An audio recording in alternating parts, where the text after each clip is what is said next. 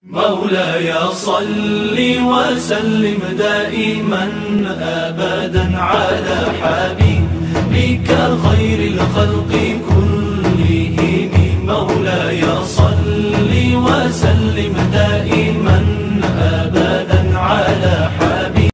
Sebagaimana kita tahu bahwa pembagian dalam bahasa Arab ada 3 macam. Ada yang disebut dengan isim, setiap kata yang menunjukkan penamaan sesuatu, apakah nama orang, kota, tempat tinggal, nama binatang, tumbuh-tumbuhan, ya, segala yang disebutkan untuk nama maka itu disebut isim.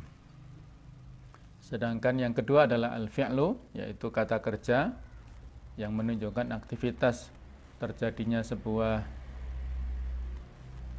kejadian pada waktu tertentu, apakah waktu yang lewat ataukah waktu yang akan datang, ataukah yang menunjukkan perintah.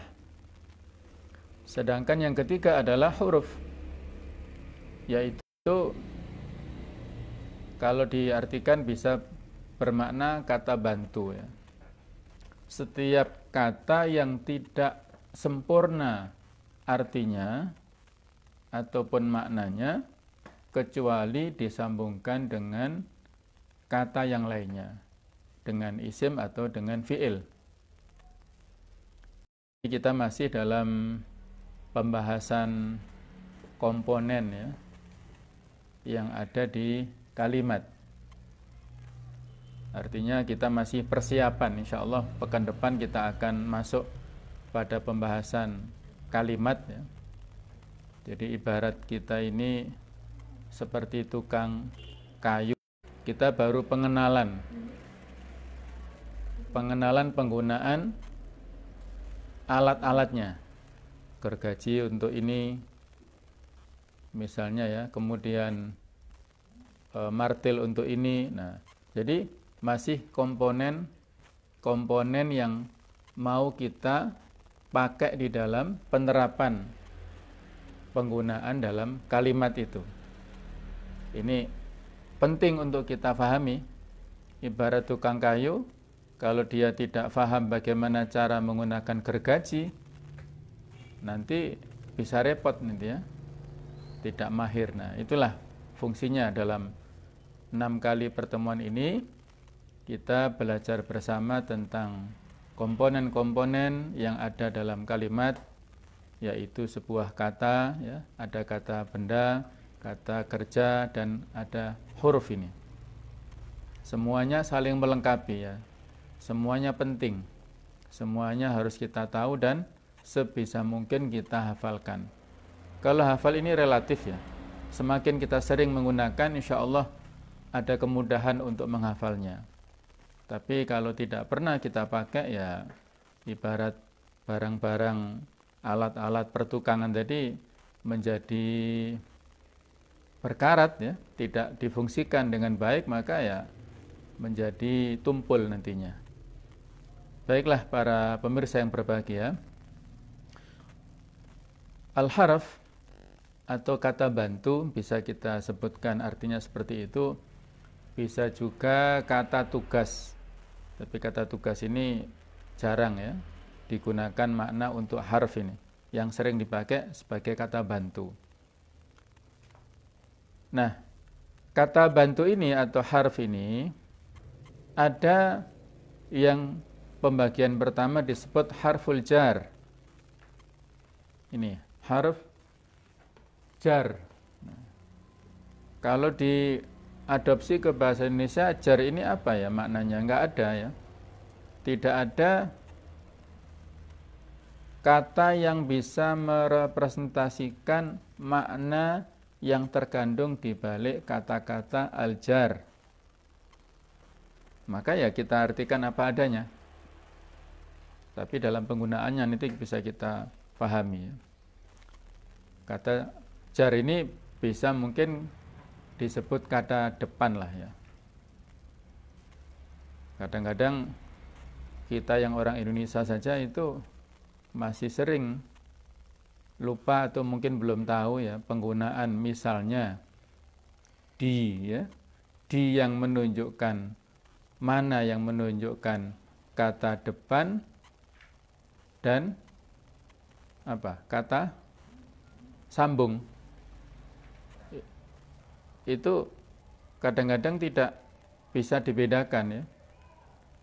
Kata depan itu di-nya terpisah. Saya sekarang di rumah. Nah, itu berarti menunjukkan keterangan, ya, tempat. Jadi di itu menunjukkan kata depannya, di-nya terpisah, saya di rumah. Nah, misalnya tolong dibawakan. Nah, dibawakan berarti sebagai kata sambungnya, itu di-nya tersambung, ya, dibawa. Kunci ada di bawah meja. Jadi di berarti menunjukkan kata depan juga.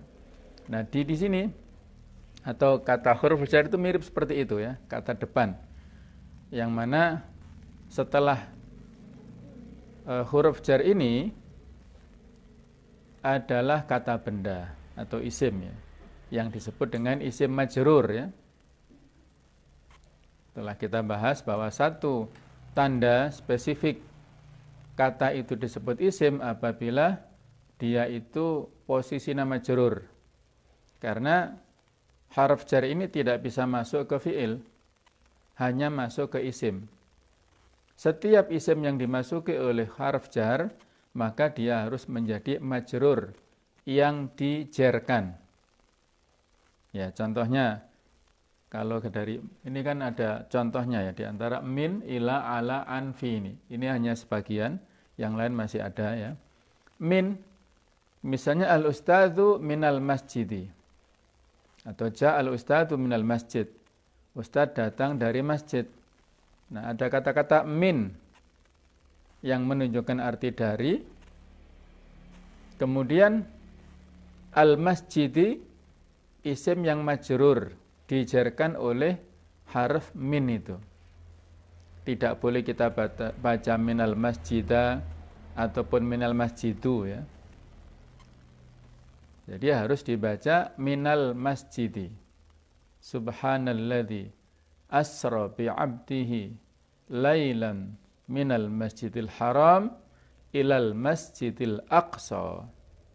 Jadi minal masjidi al-harami ilal masjidi al-aqsa. Ada kata-kata min. Ada dua contoh berarti, ya. Tidak boleh minal masjida al-harama ilal masjidah, enggak boleh. Harus minal masjidi. Nah, itulah yang dimaksud dengan isim majrur. Salah satu tanda jar adalah kasrah ini. Kenapa kata masjid di dalam awal surat Al-Isra itu dibaca majrur? Karena didahului oleh min. Kemudian tanda jarnya dengan apa? Dengan kasrah. Kenapa kasrah? Tidak dengan ya atau yang lainnya, karena dia isim mufrad. Nah, inilah yang berkali-kali saya pancing, ya, untuk mengetahui nanti dalam pembahasan khusus nanti masalah i'rab. Fungsi utama kita mempelajari nahwu itu adalah untuk meng-i'rab, mengetahui posisi kata dalam sebuah kalimat. Itulah yang menentukan perubahan akhir kata. Ya, jadi i'rab itu 3 poin tadi, ya. Contohnya minal masjidil haram tadi. Min itu apa jabatannya? Majrur. Ya. Kenapa dijarkan? Sebabnya apa? Karena ada min itu. Kemudian tanda jarnya apa? Kasrah. Sebabnya apa? Karena dia isim mufrad. Karena kalau isim jamak tandanya bukan kasrah lagi tapi ya. Misalnya minal aidin wal faizin, ya kan? Minal aidin itu jamak mudzakkar salim yang menunjukkan arti banyak, sehingga tanda jarnya itu dengan iya. Nah, itu, ya. Jadi inilah 4 poin, nanti insya Allah kita akan bahas pada waktunya nanti. Sekarang kita masih belajar yang rinci, atau maksudnya yang poin-poin. Nanti penggunaannya itu pada saat kita akan mempelajari al-jumlah al-mufidah insyaallah pada hari Senin ya. Untuk besok kita sudah istirahat dari Ahad ya. Insyaallah kita lanjut pada hari Senin tentang al-jumlah al-mufidah. Al-kalam al-mufid, kalimat yang sempurna. Itu pengetahuan kita tentang isim, tentang fi'il, tentang huruf itu kita terapkan di sana. Di dalam jumlah mufidah itu. Al-Quranul Karim, hadis Nabawi, ini kumpulan dari jumlah mufidah. Memang tidak nampak ada titiknya, ada komanya, nggak nampak ya. Kalau di Al-Quran ya, kalau di hadis ada titik-titiknya, ada komanya, tapi Al-Quran tidak nampak. Tapi itu rangkaian yang kalau dipisah-pisah, itu rangkaian dari kalimat sempurna, kalimat sempurna. Satu ayat bisa ada kalimat sempurna sekian. Nah, ada satu ayat yang nggak sempurna, misalnya di Juz Amma itu kan ayatnya pendek-pendek, tidak sempurna, terus dirangkai dengan ayat-ayat yang berikutnya atau yang sesudahnya. Nah, para pemirsa yang berbahagia, inilah sekilas tentang penggunaan atau yang dimaksud dengan harful jar. Apa itu? Maknanya yang mirip-mirip dengan kita adalah disebut kata bantu. Kata bantu itu berada, mohon maaf ya, kata depan ya. Kalau kata bantu huruf utamanya, kalau huruf jar itu kata depan yang menunjukkan arti yang mendahului sebuah tempat. Misalnya minal masjid berarti masjid adalah tempat, minnya ini menunjukkan kata depannya.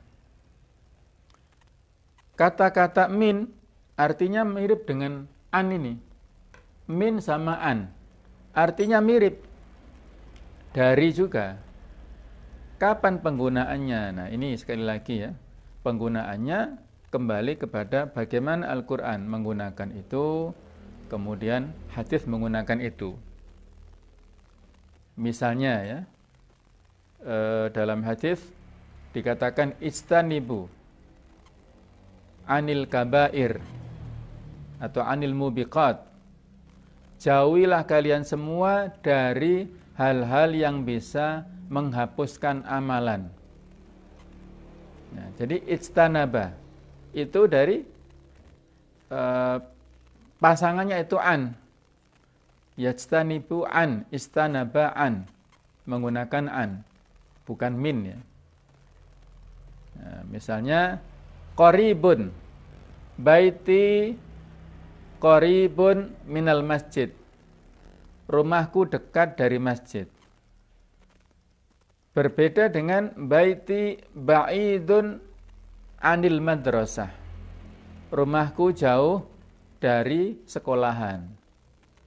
Nah, jadi kata-kata min, ya, kata-kata qarib itu untuk pasangan huruf jarnya itu min,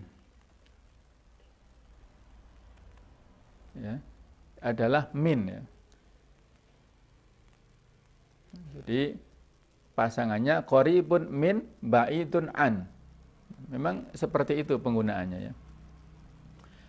Baik. Ini contoh-contoh bisa kita lihat di dalam Al-Quranul Karim. Lebih detailnya bagaimana ya, yang penggunaan huruf jar, ada min, ada ilah ya. Bisa dilihat ya bagi para pemirsa yang tadi sudah membuka Facebook atau Fanspeak ya, sudah saya posting kurang lebih jam 9 tadi. Bisa dibuka keterangannya dari bahan yang kita sampaikan pada kesempatan ini. Jadi insya Allah mudah-mudahan nantinya bisa istiqomah ya, diposting materinya paling tidak 1 jam sebelum proses pembelajaran online sehingga para pemirsa bisa membaca dulu. Alhamdulillah kalau dengan membaca langsung paham, alhamdulillah ya. Tapi kalau belum paham bisa mengikuti materi ini ya, dan kita akan saling melengkapi lah, saling belajar. Semua saling belajar ya. Saya tidak lebih tahu daripada pemirsa. Barangkali ada di antara pemirsa yang sudah pakar dalam bidang bahasa Arab. Mohon maaf, bukan maksud menggurui, bukan ya. Kita semuanya saling belajar. Tidak ada yang merasa lebih tahu di antara kita ya. Semua saling belajar. Baik, al-qalamu 'alal maktabi. Kolam itu adalah pulpoin di atas meja. Alal maktab. Maktab ini bisa bermakna meja, bisa juga bermakna kantor. Kapan maknanya masing-masing ini tergantung konteks kalimatnya. Adhabu ilal maktab yaumiyan. Saya berangkat ke kantor tiap hari. Ya. Berarti kan berangkatnya maktab yang dimaksud kantor. Kan nggak mungkin berangkat ke atas meja ya, kan nggak mungkin. Nah, maksudnya begitu ya. Alal maktab di sini berarti di atas meja. Nah, ala ini bisa dilihat di situ, bisa berarti di atas, bisa bermakna kepada, juga bisa bermakna kewajiban. Nah, contoh kewajiban di sini. Kalau ala setelahnya itu adalah orang yang mukallaf, yang berakal, berarti dia bermakna kewajiban alaika antasuma. Kalau diartikan bukan atasmu, tapi kamu harus. Nah, itu maknanya ya. Alaika antasuma Ramadan. Kamu harus berpuasa pada bulan Ramadan. Jadi maksud alaika di sini memiliki makna harus atau kewajiban. Alaika antusalli, alaika sholatu zuhri, alaika saumu Ramadan misalnya, bisa ya. Antasuma di sini diganti dengan isim masdarnya, bisa langsung. Nah, kapan itu penggunaannya nanti pada saat waktunya kita akan mempelajari tentang pola-pola yang ada dalam kalimat sempurna seperti apa. Itu insya Allah kedepannya akan kita pelajari lebih lanjut ya. Atau bisa tambah yajibu alaika an tasuma Ramadan, boleh. Yajibu alaika an tasuma Ramadan. Yajibu alaika saumu Ramadan, boleh. Nah, alaika intinya maknanya mengandung makna wajib. Wa alal mauludi lahu rizquhunna wa kiswatuhunna bil ma'ruf. Nah, kepada wajib atas si ayah untuk memberikan nafkah kepada keluarga, kepada anaknya ya, walaupun ada proses perceraian dan sebagainya, tapi dia punya tanggung jawab di situ. Nah, jadi ada makna kewajiban yang termaksud itu ya. Kemudian yang lainnya adalah an, ya tadi sudah kita contoh, baiti ba'idun anil madrasah. Kata-kata ba'idun pasangannya an tadi ya. Bukan ba'idun min tapi ba'idun an. Fi artinya di dalam, di atau di dalam, atau libatu fil fasli. Ada santriwati atau siswi di kelas. Nah, bisa bermakna kalau ditaruh di depan ya, itu bermakna di ya. Bisa bermakna di.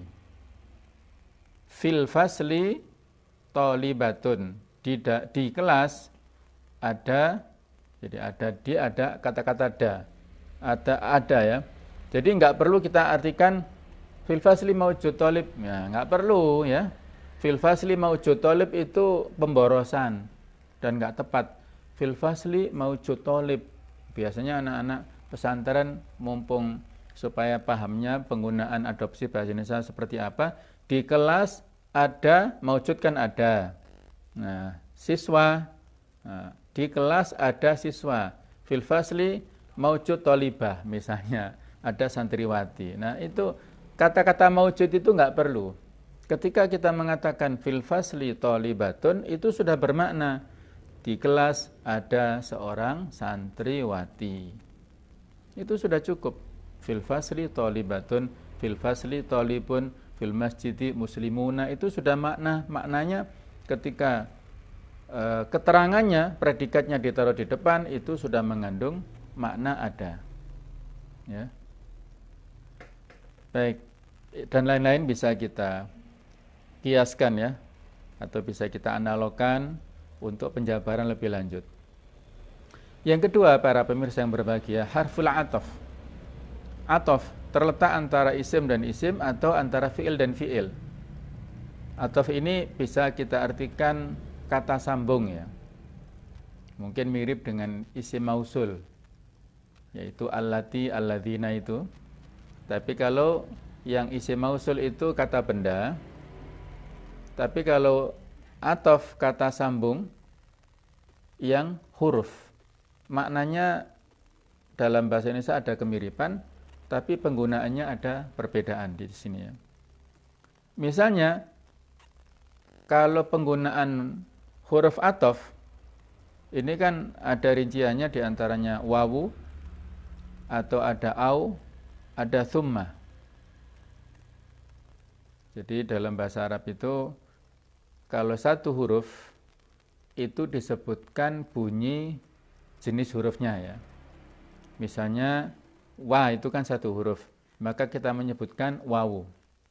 Bi itu satu huruf, kita menyebutkan ba. Li ya kan satu huruf, itu kita sebutkan lam.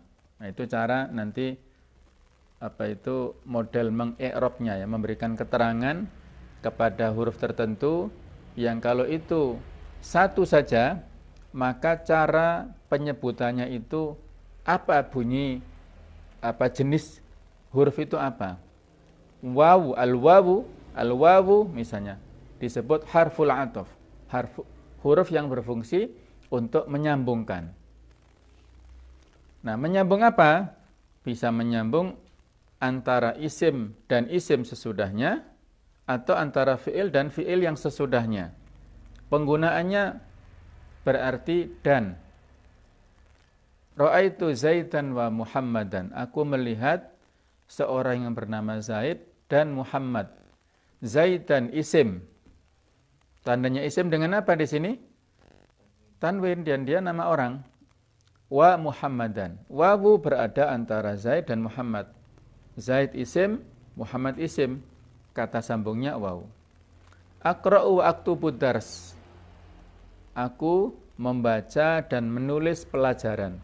Aqra'u fi'il mudhari', aktubu juga fi'il mudhari'. Ada kata-kata wawu di situ.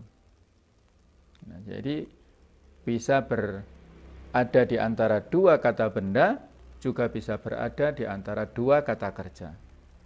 Penggunaan au misalnya, hal turidul umrata awil hajja. Apakah kamu menginginkan untuk umroh atau haji? Misalnya nanti ya, mudah-mudahan ada pembukaan haji tahun ini, insya Allah mudah-mudahan ya, kaum muslimin berangkat untuk ihram, apalagi apabila dia kloter-kloter akhir menjelang Idul Adha ya, maka dia bisa memilih apakah langsung haji ataukah umroh dulu. Kalau rekomendasi dari Kemenak biasanya walaupun mepet tetap menggunakan haji tamattu ya, kita ihram untuk umroh dulu, sesudah sempurna nanti baru haji pada saat tanggal 8 Dzulhijjah ya. Nah, pada saat mengambil miqat pada saat ihram di miqat, apakah di Dzulhulaifah, di Bir Ali ya, kalau kita dari Madinah, ataukah di pesawat saat kita langsung ke Mekah ya, di atas ya Lam-Lam atau Kornal Manazil, maka dalam hal ini ihramnya harus diperjelas. Halil ihramu lil umrah au lil haji awil haji ya. Apakah umrohnya itu ihramnya ya, pakaian ihramnya itu untuk menunaikan umrah atau haji? Umrah ini adalah isim, haji juga isim ya. Ada pilihan di situ. Jadi au di sini berfungsi untuk litakhyir, untuk memilih antara dua pilihan. Atau misalnya hal ta'tamir au tahujju. Apakah kamu, ya sama juga maknanya, apakah kamu ini mau umrah atau haji ini? Tapi langsung umrah ini kita carikan bentuk fi'il mudhari'nya ya. Haji juga sama, kita carikan, maka bisa dengan menggunakan au. Hal ta'tamiru au tahujju.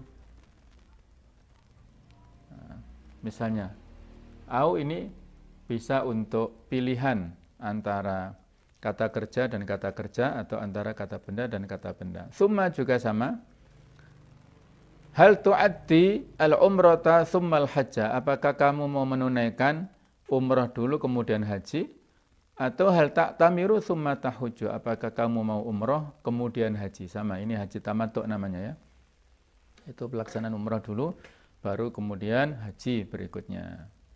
Baik, itulah penggunaan huruf wawu, huruf au, kemudian tsumma di dalam bahasa Arab ya. Berikutnya nomor 3, harfun nasab atau nawasib.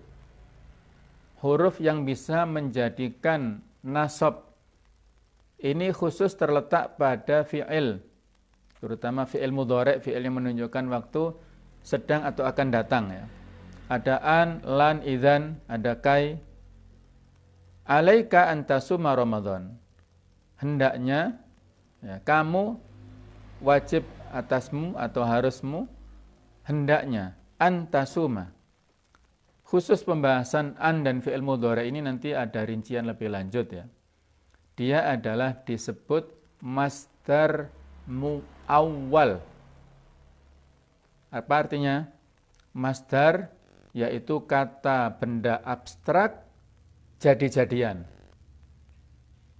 Nah, jadi-jadian itu lawan dari masdar yang sharih, masdar asli ya. Seperti ini, saum ya. Saum, siam itu masdar asli, masdar yang sharih yang jelas. Masdar muawwalnya bentukannya itu an yasuma. Kalau pelakunya dia, kalau pelakunya kamu antasuma. Nah, misalnya di surat Al-Baqarah ya, wa antasumu khairul lakum. Ya kan? Wa 'alal ladzina yutiquna fidyatun ta'amu miskin wa 'alal ladzina yutiquna fidyatun ta'amu miskin. Faman tatawa khairan fa huwa khairul lahu wa antasumu, kalau kalian puasa. Nah, di situ wa antasumu khairul lakum. Itu kalau kita padatkan, kita rubah as-saumu khairun lakum.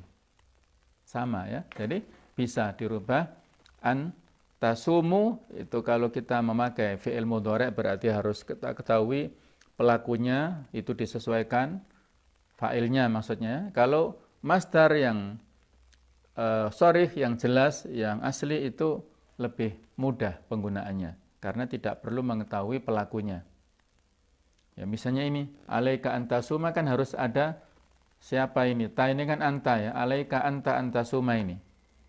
Kalau alaika saumu Ramadan lebih mudah ya penggunaan masdar yang langsung. Ini contoh saja, gak perlu bingung ruwet gitu ya. Enggak. Ini seninya bahasa Arab seperti ini ya. Penggunaan satu ungkapan itu dengan berbagai macam ekspresi. Nah, begitu ya. Berbagai macam pintu bisa kita sampaikan. Yang penting mafhum ya. Al-lughah ya, inti daripada bahasa itu kan memahamkan. Tapi memahamkan dengan cara yang benar ya. Jangan memahamkan dengan cara yang salah. Memahamkan dengan kaidah yang betul.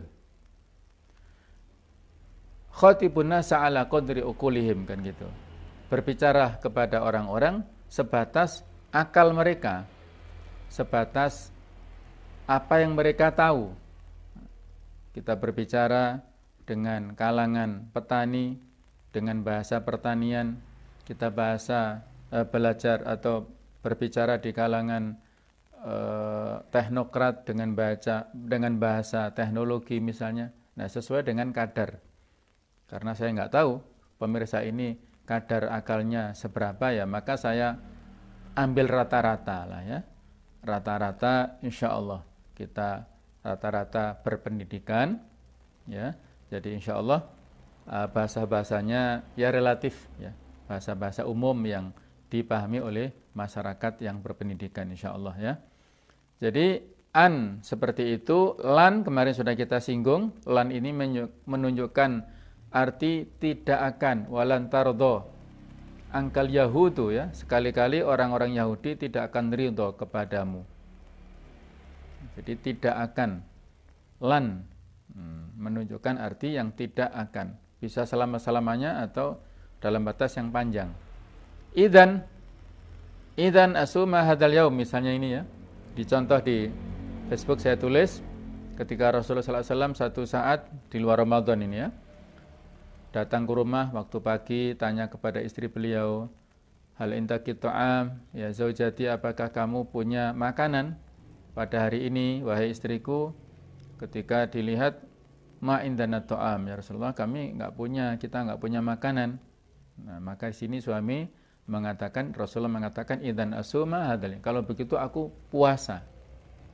Nah, puasa, niat untuk puasa sunnah itu bisa dilakukan pada waktu pagi. Pada waktu pagi, siang, kalau sore enggak, sudah telat ya. Jadi pada waktu pagi. Kalau waktu untuk Ramadan maka harus tabyitun niyah, harus diungkapkan pada saat malam harinya. Baik, yang keempat para pemirsa yang berbahagia, harfu jawazim atau huruf jazm terletak juga sebelum fi'il. Kalau huruf nasab itu menjadikan fi'ilnya mansub dengan tandanya fathah. Ini kan tasuma ya. Tasuma itu tandanya nasabnya dengan fathah. Tapi kalau di surat Al-Baqarah tadi, antasumu, karena dia pelakunya itu adalah banyak, tanda nasabnya dengan membuang nun, hadfun nun ya. Itu nanti pembahasan berikutnya ya, tidak perlu bingung juga. Jadi wa antasumu, loh, katanya tanda nasab itu fathah Ustaz. Nah ini kok didomahkan. Nah itu berbeda kasusnya. Nasab itu untuk isim atau untuk kata fi'il mudhari' yang tidak bersambung dengan apapun ya. Seperti ini yang tidak bersambung dengan apapun. Kalau dia bersambung dengan wawu jamak ya, yang menunjukkan arti banyak, maka tanda nasabnya dengan membuang nunnya. Nunnya dibuang ya, wa antasumu, tidak boleh wa antasumuna. Baik, kemudian huruf jazm itu huruf yang juga masuk ke fi'il, dan sebagaimana sudah saya sampaikan, kata yang majzum, kata yang dijazmkan itu menjadi tanda sebuah kata itu disebut fi'il. Karena tidak ada isim yang majzum. Isim itu memiliki karakteristik majrur. Tidak ada fi'il yang majrur.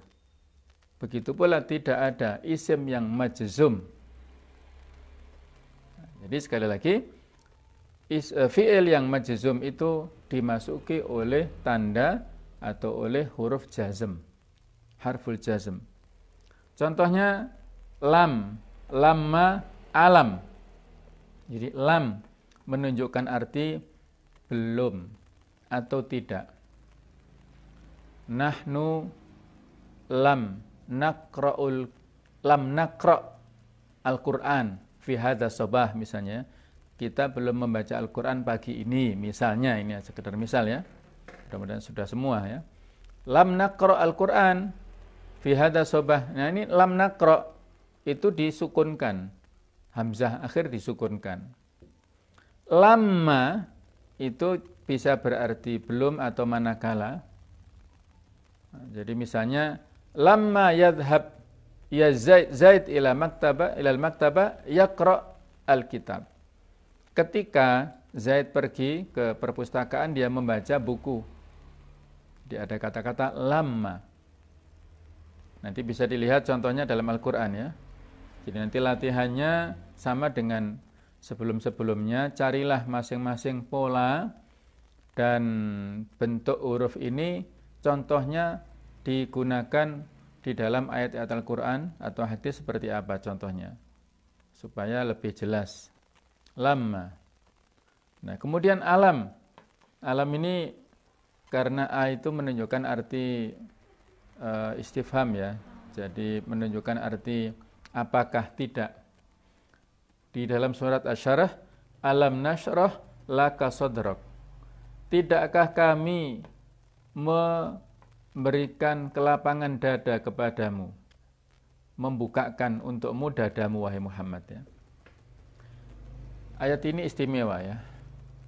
Kalau Nabi Musa alaihissalam itu berdoa dulu kepada Allah, memohon supaya dadanya dilapangkan. Rabbish rohli sadri wa yassir li amri wahlul 'uqdatam min lisani yafqahu qawli. Itu doanya Nabi Musa yang biasa kita ucapkan ya sebelum kita menyampaikan kalimat ya dan sebagainya, sebagai pembukaan doa ya kepada Allah supaya dadanya dilapangkan ya, tidak ada keraguan-keraguan dalam dirinya, tidak ada lupa ya. Kemudian lisannya Nabi Musa dulu salah satu kelemahannya agak ya dalam bahasa kita agak jedal ya. Sehingga wahlul 'uqdatam min lisani. Jadi lancarkanlah lisanku ya Allah dalam berbicara supaya mereka memahami.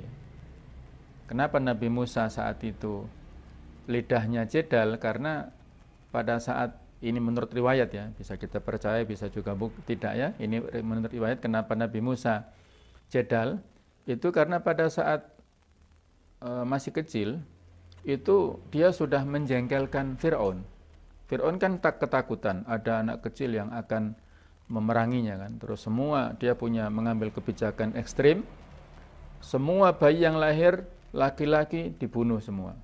Tapi Allah menyelamatkan Nabi Musa dan ironisnya Nabi Musa justru hidup di dalam lingkungan istana.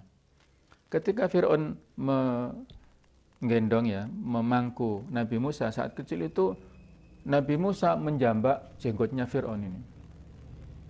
Marah ya. Fir'aun sebagai bapak angkatnya marah. Waduh, ngelama anak ini ya. Jadi anak ini nggak tahu adab. Nah, terus kata istrinya si Asia, wahai Fir'aun, dia masih anak kecil, dia belum bisa membedakan yang benar yang salah. Terus Fir'aun nggak percaya, aku nggak percaya. Akhirnya dites Nabi Musa ini. Dites untuk antara memilih kurma ya atau makanan ataukah bara api. Nah, maka Allah memberikan ilham ya, wahyu kepada Nabi Musa untuk memilih bara api dan dimakan dan akhirnya menjadikan lidahnya itu tidak lurus lagi, menjadi agak semacam luka itu ya, yang itu mengakibatkan dia kalimatnya tidak sempurna. Nah, jadi tidak sempurna sebagaimana pada umumnya gara-gara kisah itu. Ini menunjukkan loh, ini loh Fir'aun sebagai bukti ya. Ini loh Nabi Musa ini waktu itu masih kecil ya, belum jadi nabi. Dia belum paham, dia nggak bisa membedakan mana yang makanan,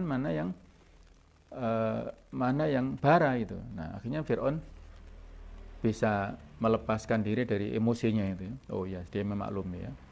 Itu salah satu intermezzonya ya.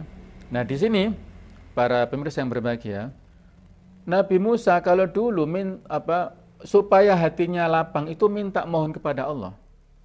Tapi Nabi Muhammad Rasulullah SAW ya, beliau tidak meminta, itu sudah diberikan oleh Allah Ta'ala. Diberikan kelapangan dada. Sehingga beliau punya sifat yang sangat sabar. Itu memang karunia dari Allah Ta'ala yang wajib untuk kita taladani ya. Bukan menjadi permakluman, bukan ya. Oh, pantas saja Nabi Muhammad seperti itu, memang Allah mentakdirkan dia penyabar. Ya, kalau kita nggak sabaran ya harus dimaklumi, jangan begitu ya. Segala sifat baik Nabi Muhammad itu harus kita tauladani, menjadi contoh yang terbaik. Kalau tidak bisa 100% ya paling tidak 90%, 80% kita tiru ya. Beliau ini luar biasa karena Allah telah memberikan sebuah karunia, alam nashrah laka sadrak ya Muhammad. Beliau mempunyai sifat salamatus sadr, insyirahus sadr, kelapangan dada, kesabaran yang luar biasa. Saat berdakwah ke Taif dilempari oleh penduduk Taif dengan batu sampai berdarah kaki beliau ya. Itu ketika ditawarkan oleh malaikat, wahai Muhammad, seandainya kamu mau, aku akan angkat bukit itu, aku akan timpakan kepada penduduk Taif. Aku akan lakukan. Maka oleh Nabi SAW, jangan. Kalau mereka sekarang belum masuk Islam, mudah-mudahan anak turun mereka nanti bisa masuk Islam. Dan ternyata betul. Harapan Nabi SAW ketika Fathu Mekah selesai itu penduduk Taif berbondong-bondong masuk Islam. Itu harapannya Nabi Muhammad. Nah, itulah ya. Beliau punya kesabaran yang luar biasa. Cerita tentang beliau yang setiap hari dicaci maki oleh seorang wanita Yahudi di pasar ya. Tapi coba apa yang dilakukan oleh beliau? Beliau setiap hari, setiap pagi nyuapi wanita itu.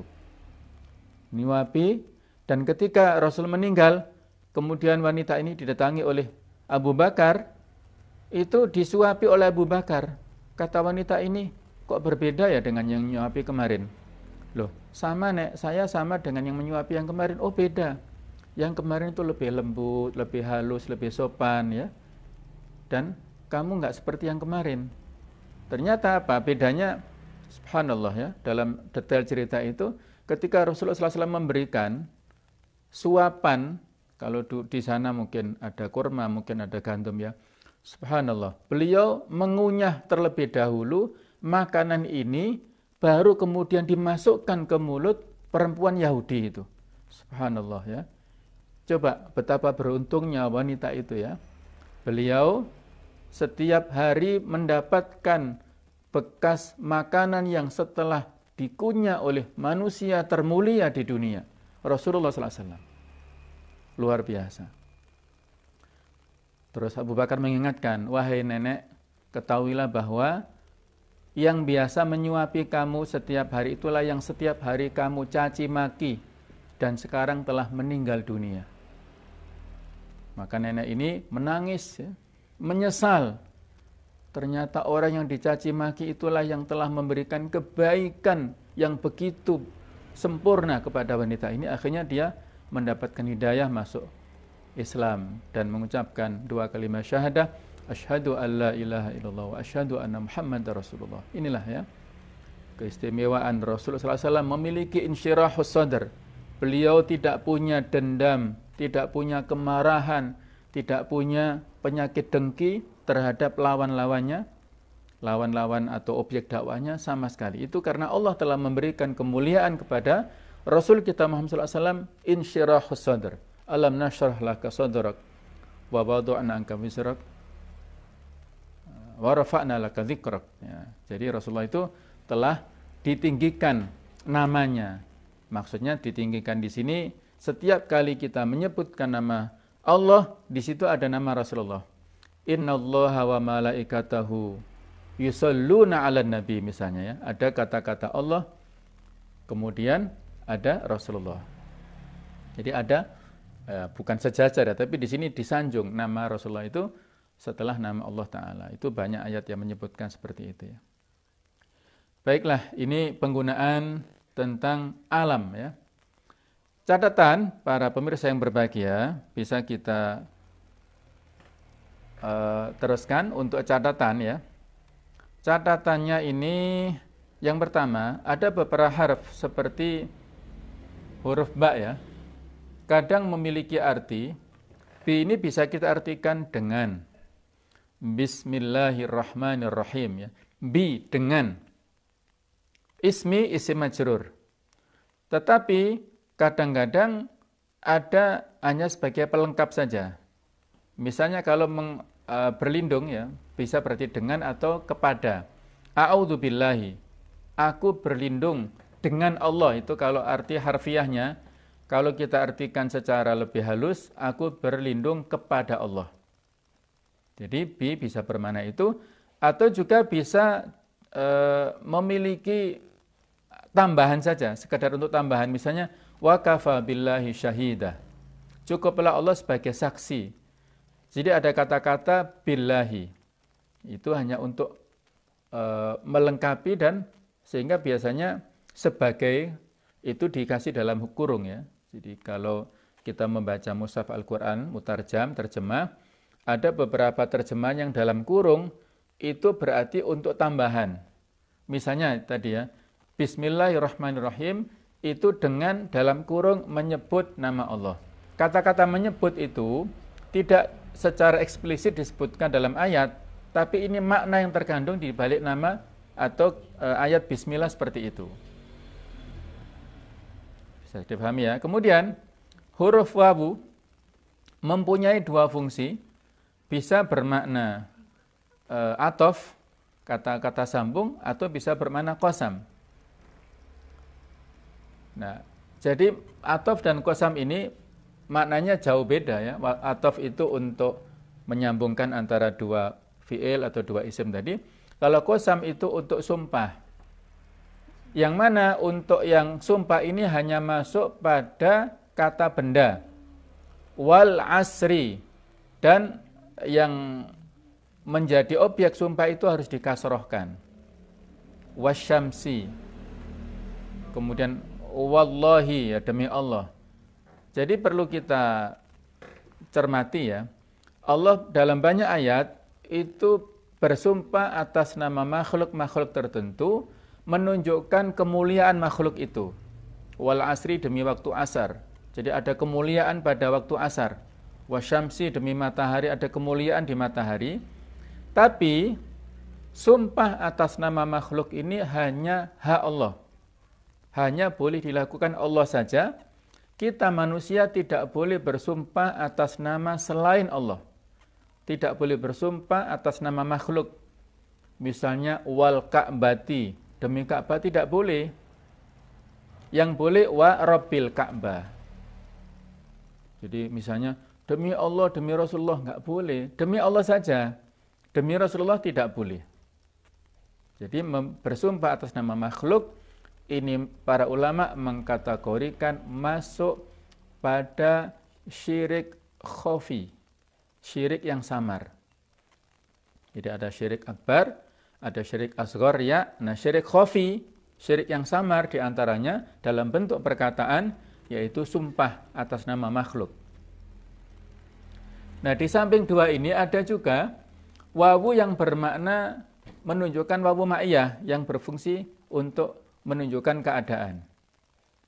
Saya coba ingin tadabbur ya, di sela-sela pembelajaran bahasa Arab ini, coba bagi jamaah, para pemirsa yang bawa mushaf di rumah, tolong, saya minta tolong untuk dibuka surat Az-Zumar, ayat 73.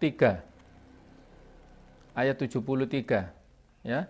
Dan yang sebelumnya 71 ya. Jadi ini keterkaitan. Inilah begitu mendalamnya Allah Ta'ala meredaksikan ungkapan dalam Al-Quranul Karim. Cerita tentang penggiringan. Az-Zumar itu mananya apa? Az-Zumar, rombongan. Rombongan, gerombolan. Ketika Allah Ta'ala menceritakan tentang penduduk neraka yang digiring, wasiqal ladzina kafaru ila jahannam zumara. Ya, di ayat 71.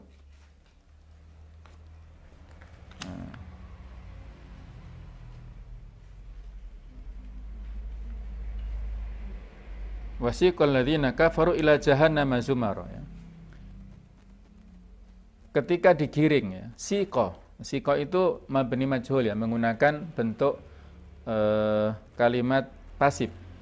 Digiringlah itu wawunya itu wawu yang mirip seperti ini, wawu untuk menunjukkan permulaan ya. Dan ketika digiring orang-orang kafir ke neraka jahanam dalam keadaan bergerombol-gerombol, hatta idza ja'uha futihat abwabuha, sehingga ketika mereka neraka jahanam itu tiba-tiba saja dibuka pintunya itu. Coba kita perhatikan antara ja'uha dengan futihat itu tidak ada wawunya. Berbeda dengan ayat 73-nya. Wasiqal ladzina taqaw rabbahum ilal jannati zumara. Digiringlah orang-orang yang takut kepada Allah ke surga dalam keadaan bergerombol atau berombongan. Hatta idza jika orang yang mau digiring masuk ke neraka itu dia dalam keadaan santai-santai saja. Hatta idza ja'uha futihat abwabuha. Sehingga ketika mereka sampai di depan pintu neraka jahanam, tiba-tiba saja pintunya dibuka dan dia syok karena ternyata isinya tidak sebagaimana yang dia bayangkan. Sebelumnya dia mungkin tahu ada cerita ular, ada cerita api. Ternyata isinya jauh lebih dahsyat daripada cerita yang dia tahu ya. Jadi dia stres. Tiba-tiba dia terbuka pintunya. Dia langsung putus asa, langsung lemes ya, mungkin langsung pingsan. Berbeda dengan orang yang mau masuk surga. Wasiqal ladzina taqaw rabbahum ilal jannati zumara hatta ja'uha futihat abwabuha. Orang yang mau digiring masuk ke surga itu dalam keadaan surga itu pintunya sudah terbuka. Hatta idza ja'uha, ketika dia mendatangi surga, wa futihat abwabuha. Wawunya menunjukkan wawu ma'iyah, wawu haliyah yang menunjukkan arti keadaan, bahwa ketika dia dari jauh itu sudah nampak keindahan surga. Sudah ada bidadari yang melambai-lambaikan tangannya dengan senyumannya yang sangat manis, yang sangat mempesona. Sudah ada pemandangan yang sangat indah, istana-istana yang sangat megah di dalam surga itu yang sudah terbuka. Orang yang mau masuk surga dari jarak jauh sudah mengetahui kondisi dan keindahan surga itu. Sehingga ada perasaan yang rindu, perasaan yang sangat ingin untuk masuk ke surga itu, karena sudah itu tadi, wa futihat abwabuha. Pintu-pintunya sudah dalam keadaan yang terbuka. Inilah para pemirsa yang berbahagia, begitu detailnya ungkapan Al-Qur'anul Karim ya. Kita bisa melihatnya, bisa memahaminya. Dari mana perbedaannya? Dari wawu saja. Yang sebelumnya tidak ada wawunya, kemudian untuk penduduk surga ada wawu yang menunjukkan arti keadaan dan kebersamaan itu. Nah, jadi itu sekilas ya tadabbur kita dari surat Az-Zumar ayat 71 dan 73. Nanti bisa dikembangkan masing-masing ya. Baik, kemudian untuk huruf lam, jadi sekali lagi kalau kita baca satu huruf, bukan huruf li ya, tapi huruf lam, harful lam, ini memiliki 4, diantaranya 4 makna, bisa bermakna milik. Misalnya, lillahi, ma fis samawati wal ard ya, milik Allah. Jadi maksudnya maknanya adalah kepunyaan Allah. Kemudian bisa bermakna taklil untuk peruntukan atau untuk sebab. Taklil bisa illah ya, untuk peruntukan atau untuk berarti sebab. Adhabu ilal madrasah lit ta'lim. Aku pergi ke sekolahan untuk mengajar. Ini keliru ya, bukan belajar tapi mengajar. Kalau belajar li ta'allum. Jadi li menunjukkan arti sebab. Apa yang melatar belakangi, ilahnya itu untuk apa? Apa itu? Aqimis sholata lidzikri. Misalnya ya. Dirikanlah sholat untuk apa? Lidzikri, untuk mengingat Allah. Kita sholat untuk zikir kepada Allah. Sholat bukan hanya sekedar menggugurkan kewajiban, bukan untuk sekedar ini, tapi untuk mengingat Allah. Nah, li itu menunjukkan ilah ya, untuk menunjukkan sebab. Nah, berikutnya juga bisa berarti amar, perintah. Berarti perintah ya. Jadi perintah agar, supaya hendaklah. Contohnya liyunfiq dzu sa'atin min sa'atih. Supaya menginfakkan orang yang punya kelapangan rezeki dari rezekinya itu. Jadi ada menunjukkan perintah. Li ya, limnya dalam rangka untuk perintah ini masuk kepada fi'il mudhari' berarti ya. Kemudian taukid, penegasan. Sungguh aku akan berkata perkataan yang benar. La aqulu qaulal haqqi misalnya. Ini mohon maaf ya. Untuk pengingatan, la di sini kan berarti tidak atau jangan. Kalau li atau la ini bisa juga ya. Kalau la itu bermakna penegasan, taukid. Sehingga jangan sampai keliru kalau kita baca ayat kursi. Mohon maaf sekali lagi ya. Ada sebagian yang baca dengan suara jahar misalnya ya. Kebetulan misalnya wirid ba'da shalah dijaharkan. Itu ada sebagian imam yang membaca la ta'khuduhu sinatun wala naum. Itu lanya dipendekkan. Artinya bisa bertolak belakang jauh. Kalau la ta'khuduhu, Allah sama sekali tidak pernah ngantuk, tidak pernah tidur.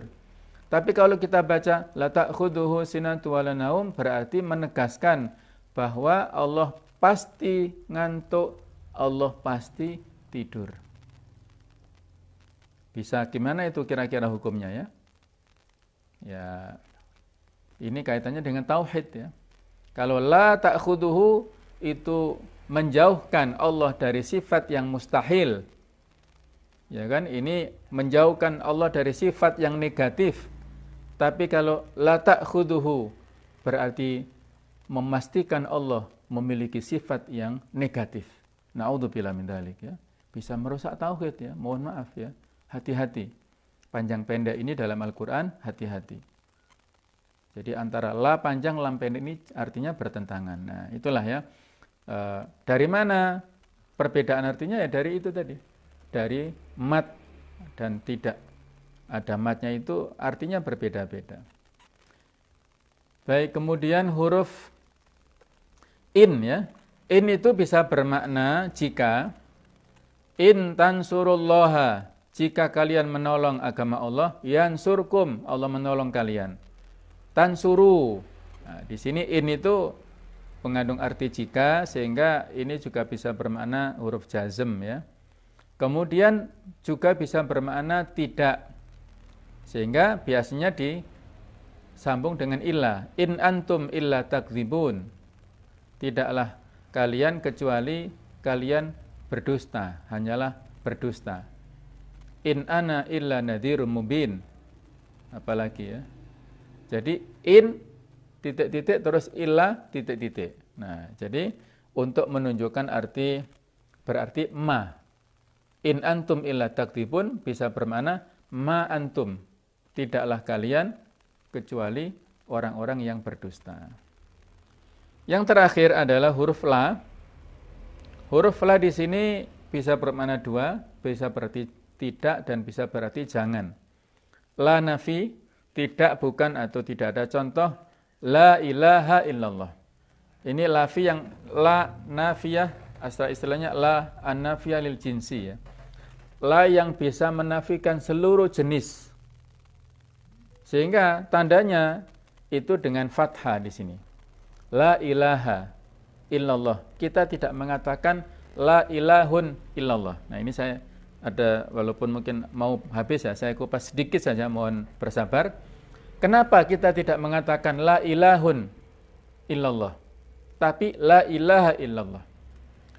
Ternyata maknanya berbeda ya. Kalau la ilahun illallah itu masih mengandung makna ada Tuhan lain selain Allah. Tapi kalau la ilaha itu tidak ada satupun. Kita mengatakan begini. La taliba fil fasl. Tidak ada satupun siswa di dalam kelas. Berarti nggak ada satu orang pun. Tapi kalau kita mengatakan la talibun fil fasli, tidak ada seorang murid di dalam kelas, bal talibani salah satu tulab. Seperti itu maknanya. Tetapi yang ada adalah 2 orang murid, 3 orang murid. Memang nggak ada satu. Tapi banyak yang ada. Nah, paham ya bedanya? Kalau kita sebut la ilahun illallah, berarti masih ada Tuhan-Tuhan lain. Tapi kalau la ilaha, berarti tidak ada satupun ilah. Itu maknanya antara la nafiyah biasa dengan la nafiyah lil jinsi. Mana perbedaannya? Fathah ilaha itu dengan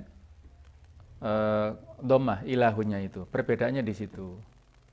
Nah, jadi itulah detailnya bahasa Arab ya. Yang kalau kita pelajari insya Allah asyik ya. Bahasa Arab ini mengasyikkan ya, menghibur dan memiliki kekuatan dzauq ya, memiliki kekuatan perasaan yang sangat mendalam. Maka jangan bosan-bosannya, jangan putus asa ya. Jangan putus asa. Semangat terus ya. Terutama Ramadan ini kita pupuk semangat, istiqomah terus belajar bahasa Arab, bahasa Al-Quran, bahasa Islam, bahasa penduduk surga. Mudah-mudahan kita semuanya diberikan kekuatan oleh Allah Ta'ala. Selalu istiqomah, semangat, terus-menerus sampai tuntas Ramadan ini dan sampai yang sesudahnya. Barakallahu fikum jami'an.